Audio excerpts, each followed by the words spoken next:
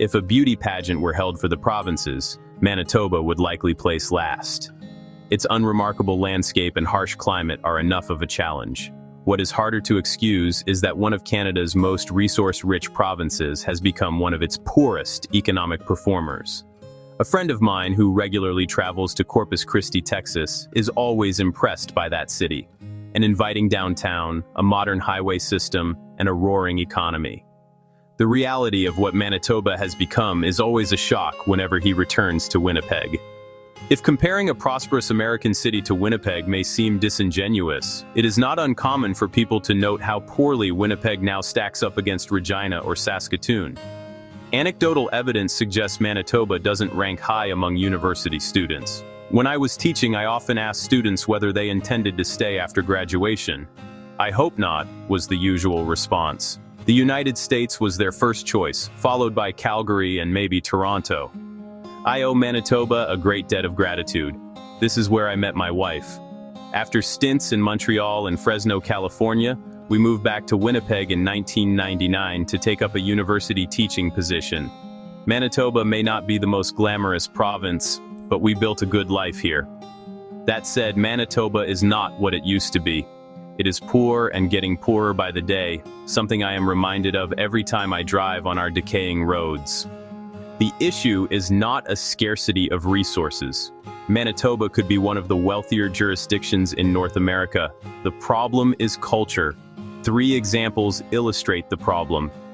Manitoba has significant deposits of high-purity quartz silica sand used in solar panels, semiconductors, fiber optics, and other high-tech applications.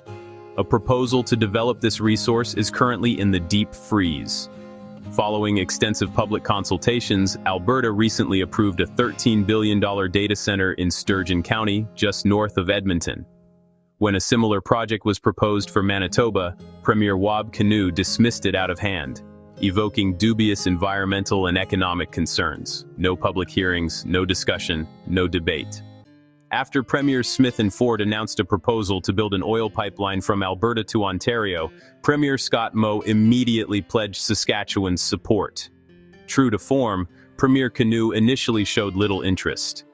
The real issue behind this economic paralysis is not some potential threat to the water table, unsustainable demands on the electric grid, or a lack of consultations with special interest groups. The problem is a form of cultural apathy that is plunging our province into an economic black hole and broadcasting that Manitoba is closed for business. The parasitical DNA that has infected Ottawa for over a decade has now spread to our provincial government. The anti-can-do virus afflicting Manitoba will not be without consequences. Young people will continue to leave in search of greener pastures. Indigenous people will have fewer opportunities for self-sufficiency. And the middle class will continue to buckle under an ever-expanding tax load. Why is this happening? In addition to an unconscionable addiction to deficit spending, $1.5 billion in fiscal 2024, and a projected $1.67 billion in fiscal 2025, much of the blame must fall on Canada's equalization program. In fiscal 2025, Manitoba received roughly $4.7 billion in equalization payments, or 18% of the province's revenues.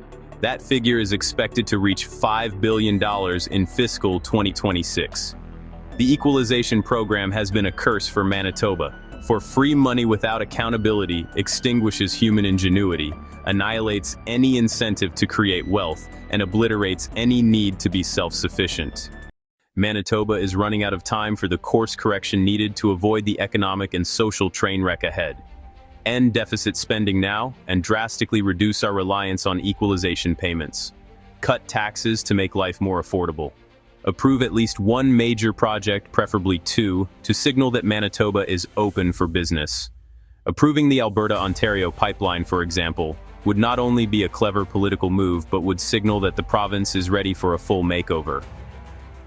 Please like and share this video and subscribe to our channel.